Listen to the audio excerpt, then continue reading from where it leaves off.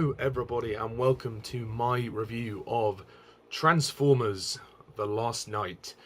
Once again directed by Michael Bay. This is the 5th Transformers movie in the franchise. Of the movie franchise anyway. So, Transformers: The Last Knight. Basically, the plot of Transformers 5 is that the humans and Transformers are again at war. Optimus Prime has gone missing. The key to saving the future lies buried in the secrets of the past, in the hidden history of the Transformers on Earth in relation to the Crusades. And Optimus Prime has been controlled by an evil creator named Quintessa, who sends him to basically destroy Transformers and the humans that he's and the world that he's. So, yeah, I'm not going to go into too much detail with the plot because it's pretty much the same thing as what we've seen in the first 4 movies. So, Transformers: The Last Knight. Yeah, you know, I went into Transformers: The Last Knight not really looking forward to it. I mean, I kind of have a soft spot for the Transformers movies, I'm not going to lie. I think that they are guilty pleasures. They are mindless action fun. I switch my brain off and enjoy the masturbatory explosions that have been thrown on screen and the crazy high-octane action. I don't really concern myself too much with the stories. You know, so yeah. So going into this one, I was just expecting pretty much more of the same, and yeah, that's what we got. It's basically more of the same. There's nothing it brings to the series that is remotely new or particularly interesting. This is probably the most nostalgic Transformers movie in that it's quite.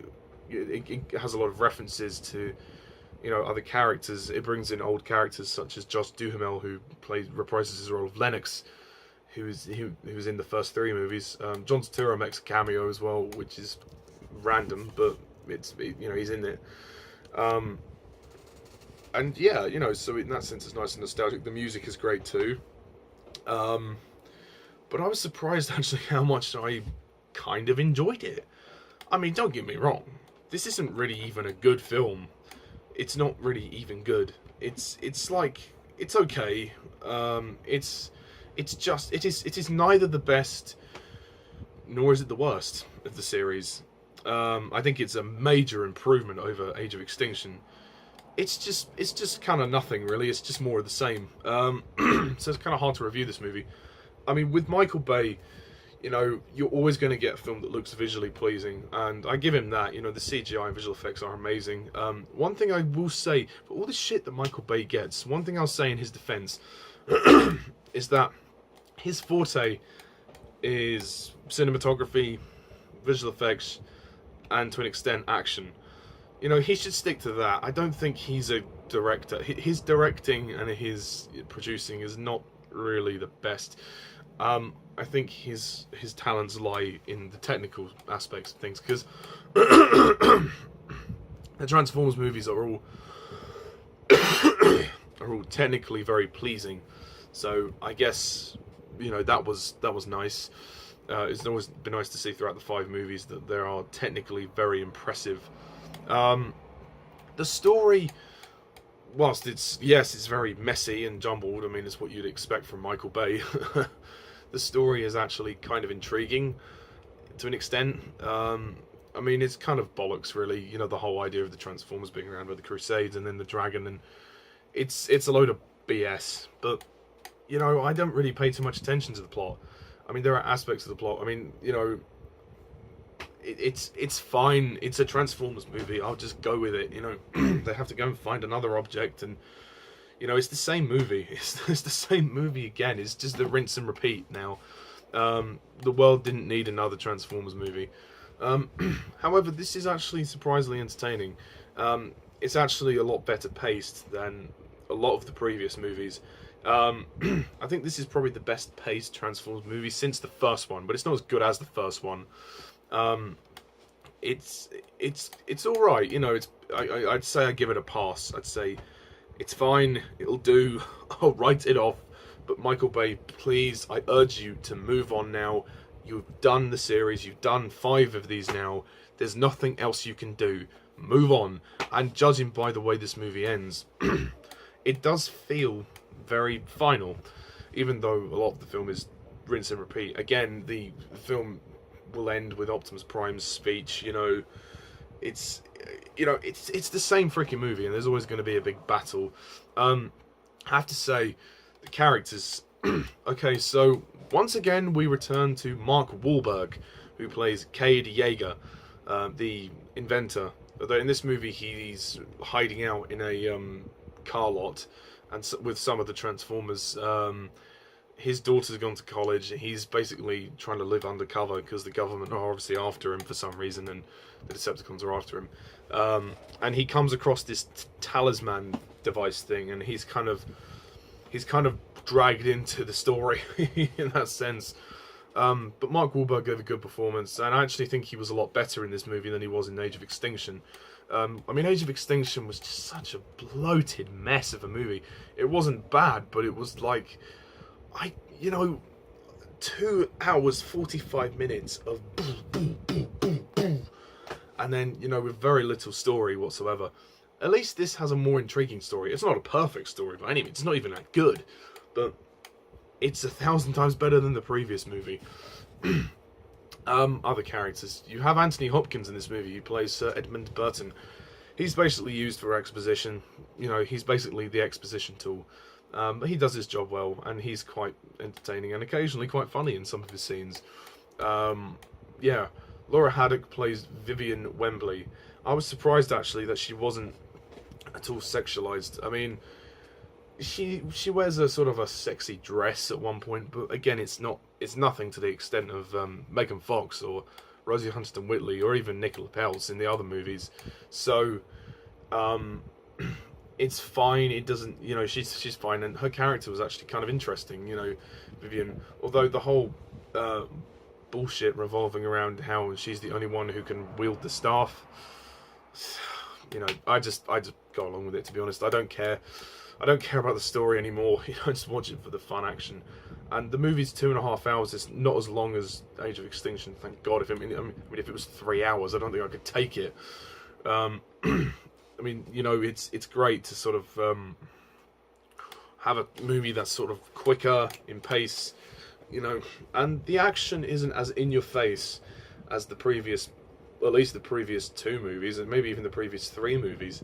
It's the action feels a lot more toned down a bit. It's still big and explosive, and it's the usual Transformers action that we get, but it's not to the extent of Age of Extinction, where it was always there all the time, when it became a headache to watch.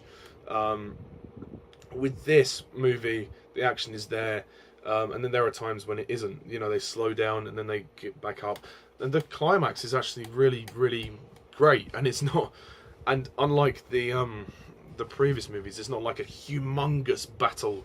They've actually, they've scaled it down a little bit. It is still sort of a big fight, but it's not like a big fight with an army this time. It's what it is. It's like an aerial battle, and then there's a big fight with Quintessa. Well, Quintessa's fate is a bit anticlimactic, but the credits suggest a possible return for her, suggest a possible chance for her to continue her story, which I don't think they should bother with. I think this should pretty much be the last one. I don't really see. I mean, it feels very final. It does feel like they have, in a way, wrapped up this story. I mean, not that there's much of a story, but I was impressed actually with how nostalgic the movie was, and the soundtrack as well. I thought was very good, and had some of the themes from the first one, so I liked that quite a lot. The opening scene is also very good. The battle in the 1600 years ago, in the Dark Ages. I thought that was entertaining, and it was done really well. This is probably the most. This is. I mean, the humour of Michael Bay is still there. Some of it hits, some of it doesn't. I did laugh at some of the humour, but some of it was a bit like, "Come on, dude, we've seen this before. Just stop." Some of it didn't land, but for the most part, this is actually a genuinely passable film. It's forgettable, yeah. You won't remember it whatsoever. And also, the character of Isabella. What the fuck was she in the movie for? She didn't do anything. She was, I mean, her scenes in the beginning were nice, and I thought, okay, she's going to be quite a prominent character in this movie. But then they just forget about her for a bit, and then she just turns up for the climax. It's like, what?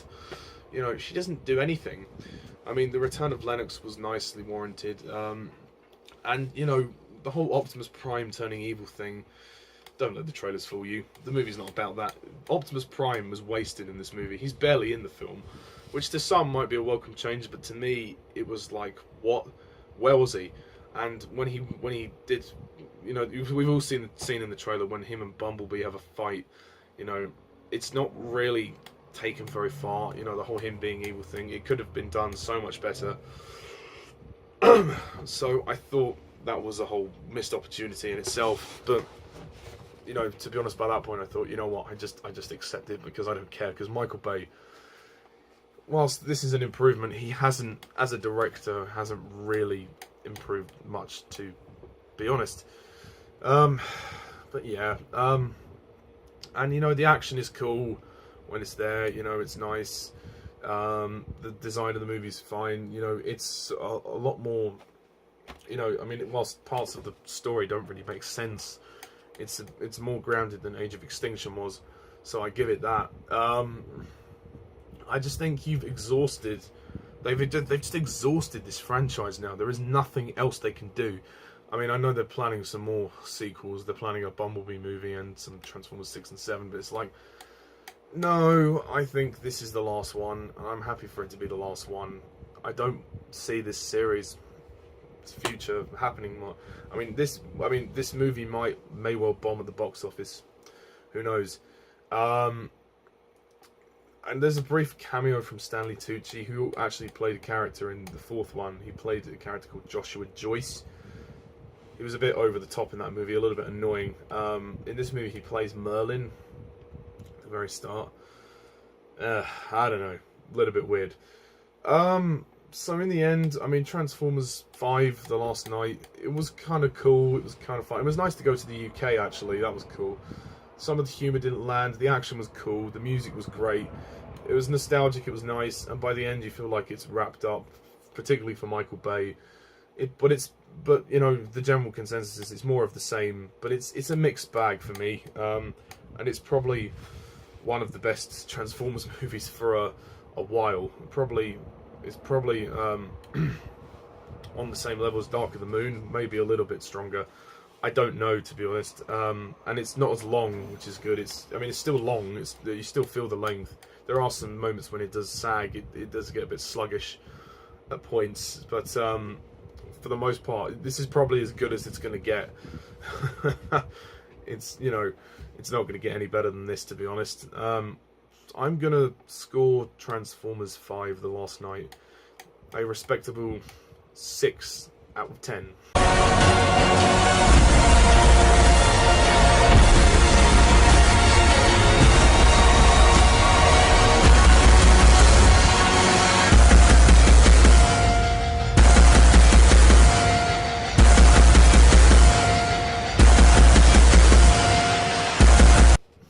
Yeah, I wasn't expecting it to rate it that high, to be honest.